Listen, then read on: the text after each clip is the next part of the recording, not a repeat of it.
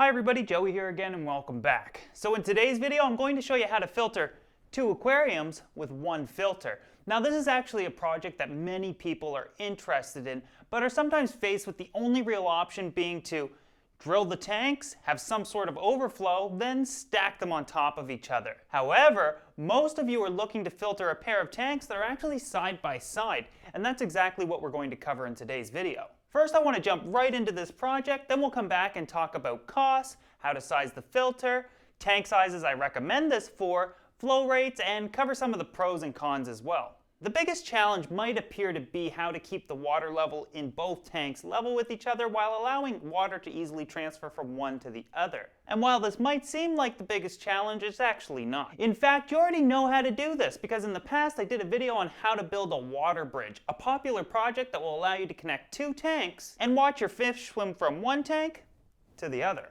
We'll be using that exact idea, yet using PVC to create it. All you need is a couple of elbows and enough PVC pipe to span the difference of both tanks, creating a small U shape with it, ensuring that you cement it together as well. Now ideally, you'll want the PVC to enter the aquarium by a few inches, especially if you have a turbid water surface that could break the seal we're going to create. To prime the bridge and to create that seal, I like to use a couple of PVC end caps to cover the ends once I fill it with water. You could also use the palms of your hands though.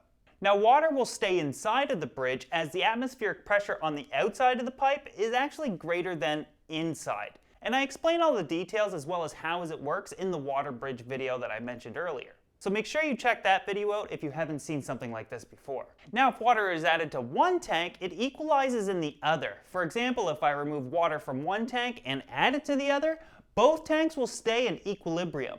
The parts to create this small bridge actually only cost me $3. However, we're going to get to flow rates and sizing it later on in the video.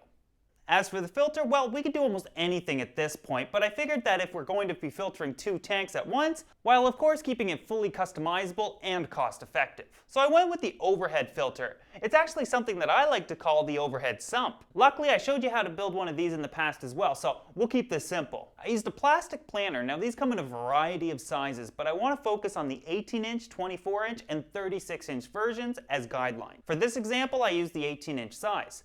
I drilled a hole in the bottom the size I needed according to the flow rate I needed to flow through it. Again, I'm going to get to the sizing this as well later on. I took a male and female PVC adapter and created a makeshift bulkhead. However, since this will be over the tank, I just added a dab of silicone to seal it. This will act as my drain. I then took a small piece of PVC pipe and heated it up with a heat gun until I could bend it. This will allow me to direct the flow of the water into the tank. Then I took a couple of spare sponges and created baffles. Basically, that's just an easy way for me to separate my plumbing from the media. From there, I used a small power head to act as my pump to deliver water to the filter. And you can use whatever pump you want though, or even an airlift will work. I used some CPVC that I also heated up with a heat gun to form the U for the return. Again, we'll talk about flow rates soon. For biological media, I used some basic lava rock, a very porous and lightweight type of rock with an excellent biological filtering capacity.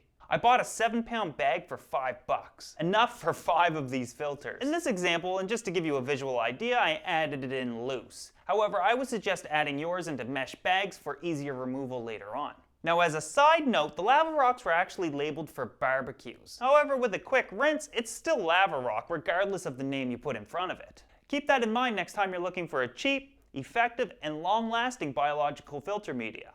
The entire filter cost me $3 for the planter, $2 for the bulkhead, $1 worth of CPVC, and $1 worth of lava rock. So $7 total. This doesn't include the sponge that I already had, nor the pump. Now depending on the pump you use, that cost will fluctuate anyways, plus I already had this. So in total I invested $10. However, with all do-it-yourself projects, costs always fluctuate depending on where you are.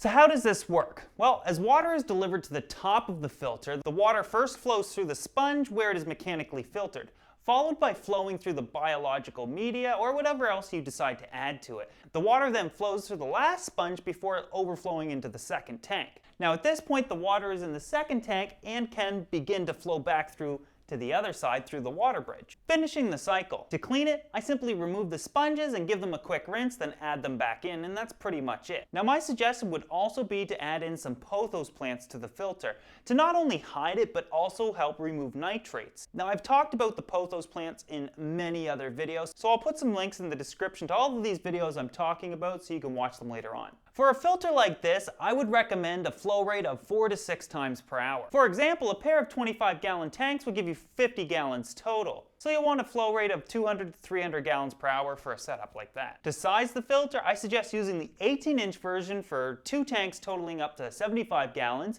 the 24-inch version for 2 tanks totaling up to 120 gallons, and the 36-inch version for 2 tanks totaling up to 200 gallons. The bridge flow rates that I've tested were 1 inch, 1.5 inch, and 2 inch. I found that the ideal flow rates to be 300, 600, and 900 gallons per hour were ideal before the bridge struggled to keep the water levels even. Now some of your smaller fish will still be able to travel up through the bridge, and if you don't want that to happen, I suggest adding a little bit of mesh to each end to stop that from happening, and maybe hold it in place with some elastics or a few dabs of silicone. As for the drain, these are actually sized the same as normal bulkheads would. However, for all of the sizes of filters I've listed and the recommended flow rates, a 1-inch bulkhead seems to work for all of them.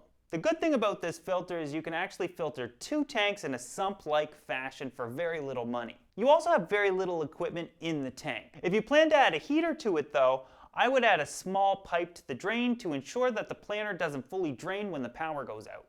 Now the downside to this filter is it's not very pretty. However, adding some of those pothos plants to cover it will make it look a lot nicer while serving a meaningful purpose. The other downside is you have no control over transmission of disease. If something is in one tank, it's going to get to the other. So I would suggest using this on tanks with fish that were properly quarantined. On that note, what I personally like about this setup the most is using it for breeding.